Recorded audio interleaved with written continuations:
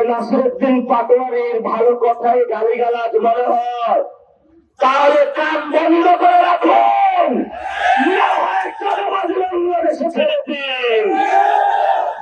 আমাদের মুখের ভাষা তোমরা বাংলাদেশে সন্ত্রাসবাদের সাথে আঘাত চলবে না পর্যন্ত দাঁড়িয়ে আছেন।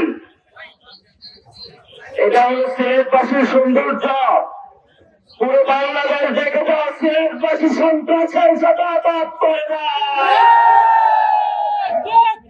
সিলেটের সূর্য সন্তান আমি ইলিয়াস আলীকে স্মরণ করছি, যিনি ভারতের চোখে চোখ রেখে কথা বলেছিলেন শহীদ জিয়াউর রহমানের পথ ধরে। উনি ব্যাঙ্গার ছিলেন বেগম খালেদা জিয়ার। যেই খালেদা জিয়া বলেছিলেন ওদের হাতে গোলামীর জিঞ্জির, আমাদের হাতে স্বাধীনতার পতাকা। এই স্বাধীনতার পতাকা উড়ানোর জন্য স্বাধীনতার 53 বছর পরও আপনাদের আজাদের প্রাণ পুরুষ, আমাদের আজাদের প্রাণ পুরুষ শহীদ ওসমান হাদি ভাইকে দিনের উপরে হত্যা করা হয়েছিল। আমরা তোমাদের জানান দিতে চাই, এক শহীদ ওসমান হাদি ভাইকে হত্যা করেছ, সিলেটের ঘরে ঘরে লক্ষ লক্ষ শহীদ ওসমান হাদি জন্ম নিয়েছে। প্রিয় বাংলাদেশ দেখে যাও, ভারত রাষ্ট্র দেখে যাও, রাত 12টা প্রোগ্রামে মানুষ দেখে যাও, সিলেটবাসী ঘুমায় না। আমাদের উপরে হামলা করা হয়েছে, রাস্তায় ট্রাক দেওয়া হয়েছে, ট্রাক্টর দেওয়া হয়েছে, পুলিশ নামানো হয়েছে, এপিবিএন নামানো হয়েছে, বিজিবি নামানো হয়েছে।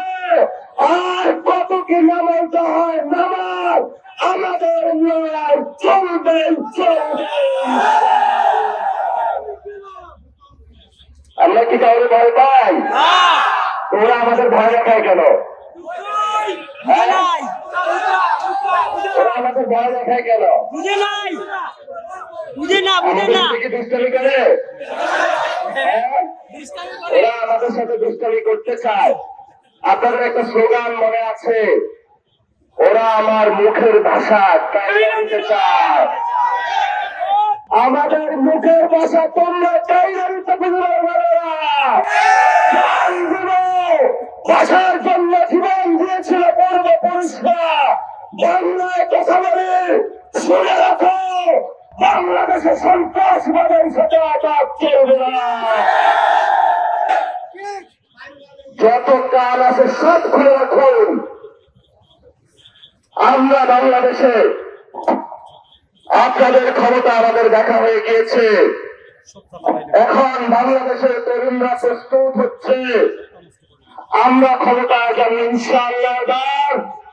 এবার আর কাউকে দেখার সময় নাই, ঘোরারও সময় নাই। যা দেখেছি পেয়েছি শুধু টেন্ডার বাজার চাঁদাবাজ আর পেয়েছি সন্ত্রাস। এখন যারা তরুণ আছে, তরুণদের নেতৃত্বে পার্লামেন্ট গঠন হবে।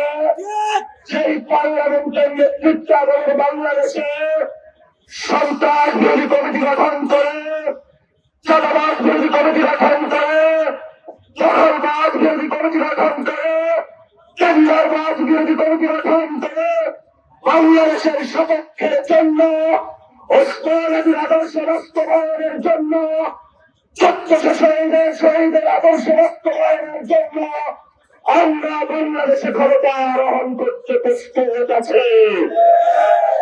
প্রিয় তারেক রহমান, আজকে আসলে যাকে টিকিট দিয়েছেন তার সিনা আপু খুব ভদ্র মানুষ। এই আপা যখন রাস্তায় ঘুরে বেড়াচ্ছিলেন, কই আমার স্বামী ইলিয়াস আলী, কেউ তাকে জিজ্ঞাসা করা যায় ভাবি কেমন আছেন? এখন সবাই খোঁজ হয়েছে ভাবি কেমন আছেন। এতদিন খোঁজ ছিল না। উনি যে জায়গায় জব করেছিলেন আমি সেখান থেকে খোঁজ খবর নিয়েছি। আমরা ইতিহাস জানি, অতীত জানি, বর্তমান জানি, সবকিছু খোঁজ খবর নিয়েই কথা বলেন। যদি মনে হয় যে নাসিরউদ্দিন পাটোয়ারির ভালো কথাই গালিগালাজ মনে হয়, তাহলে কান বন্ধ করে রাখুন, না হয় চরমা বাংলাদেশে ছেড়ে দিন।